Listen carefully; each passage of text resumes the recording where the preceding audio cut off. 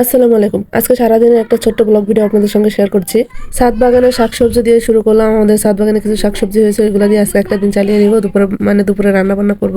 ছাদ বাগানে কয়েকটা বেগুন ছিল আর ছিঁড়ে নিলাম সেগুলো।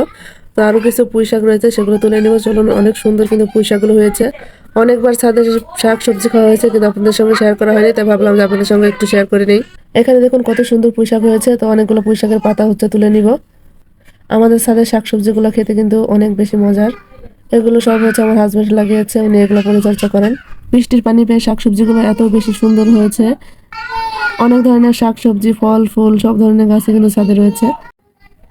তো অনেকগুলো পুঁই শাক তুলে নিলাম আমি। এগুলো রান্না করব। অনেক বেশি ঠান্ডা লেগেছে, ভয়েসটা একটু হয়তো বা অন্যরকম শোনা যাবে। সবাই ক্ষমা সুন্দর দৃষ্টিতে দেখবেন, কষ্ট করে হলেও আমার ভয়েসটা শুনবেন। তারপর এখানে অনেকগুলো কচু শাক হয়েছে, এগুলো তুলে নিচ্ছি। বেশ ভালো পরিমাণে কচু শাক হয়েছে। আর কচু শাকের গোড়াতে কচু লতি হয়েছে, ওগুলো তুলে নিব। আমার ভিডিওগুলো আপনার কাছে কেমন লাগে অবশ্যই কিন্তু কমেন্ট করে জানাবেন। আর ভিডিও ভালো লাগলে ভিডিওতে একটা লাইক দিয়ে একটা কমেন্ট করে যাবেন। আর ভিডিওটি শেয়ার করে আমার পাশে থাকবেন।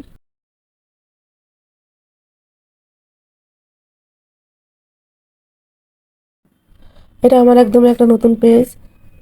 আমার কিন্তু অন্য আর একটা পেজ আছে, ওটাতে আমার তেমন কোনো রেসপন্স আমি পাইনি। তো মেঘলা আকাশটা অনেক বেশি সুন্দর লাগছে। আর ছাদে থাকতে বৃষ্টি পড়ছিল। তো ঘরে চলে এসেছি। আর এখন শাকগুলো কেটে কুটে বেছে পরিষ্কার করে নিব।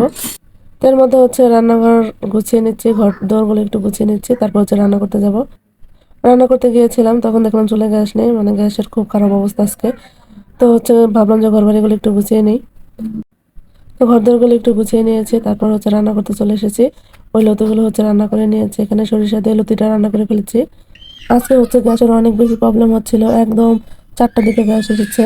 তো সেই মুহূর্তে পর্যন্ত বসেছিলাম, তারপর রান্না বান্না শুরু করেছি।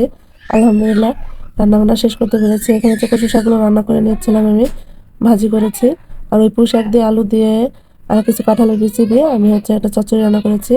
আর কচু শাকের মধ্যে একটু লেবু চিপে দিচ্ছি, যাতে করে গলা না চুলকায়। আলহামদুলিল্লাহ গলাটা চুলকায় নাই, অনেক বেশি মজা হয়েছিল রান্নাটা।